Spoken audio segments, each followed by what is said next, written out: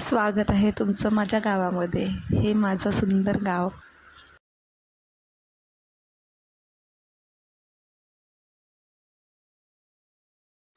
सकाळी सकाळी तर मी उठूच शकली नाही. मला तर 8 वाजून गेले होते उठायला.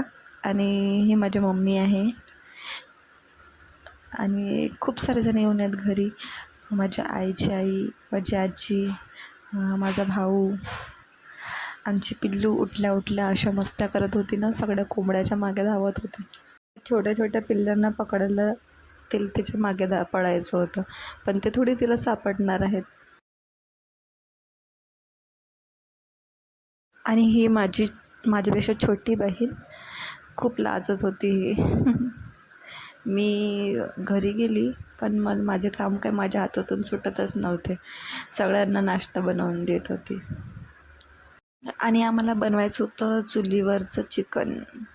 मी ठरवूनच आली होती की मी चिकन यावेळेस चुलीवर बनवणारच, कारण की गावाकडच्या चुलीवरची टेस्टच खूप असते. पिलूला तिच्या पप्पाने मस्त अंघोळ करून दिली आणि चालल्या मॅडम फिरायला. इथे सगळेजण तिच्याकडेच मागे मागे बघत होते. मसाला तयार करून घेतला तोपर्यंत, आणि पिलूची मस्त चालूच होत्या इकडे. मग शीतलने पिसून दिलं. ते खूप हसत होती बघितलं बरोबर व्हिडिओ. आणि मग मी चूल मांडून दिली आईने, आणि मग मी चालू केलं बनवणं आपलं.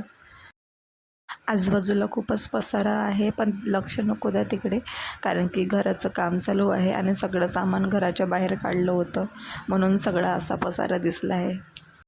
खूप दिवसानंतर मी चुलीवर असं काही स्वयंपाक बनवत आहे, त्याच्यामुळे माझा पारा चढलेलाच होता. गरमी पण खूपच होती आणि स्वयंपाक बनवताना मला आणखीनच गरमी वाटत होती. आणि हे 2 किलोचं कोंबडं होतं. इतकं जठर होतं ना, मला शिजवायला खूप त्रास झाला याला.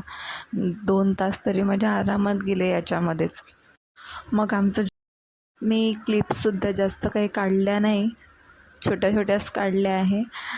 वेळच नव्हता. सगळं खरं तर सगळ्यांना भेटणं, बोलणं, त्यातच सगळा वेळ चालला गेला, आणि तेवढं काही लक्षात पण नव्हतं की काढू बा किंवा काही असं. थोड्याफारच क्लिपा काढल्या होत्या, मग म्हटलं त्याच टाकून घेऊ. चिकन तर खूपच मस्त झाली होती, खूप टेस्टीसुद्धा झाली होती, सगळ्यांना खूप आवडली. आणि मग जेवण करून आम्ही थोडा वेळ आराम केला, आणि मग आमच्या पिल्लू उठल्या अशा, आणि हे माझे बाबा आहेत.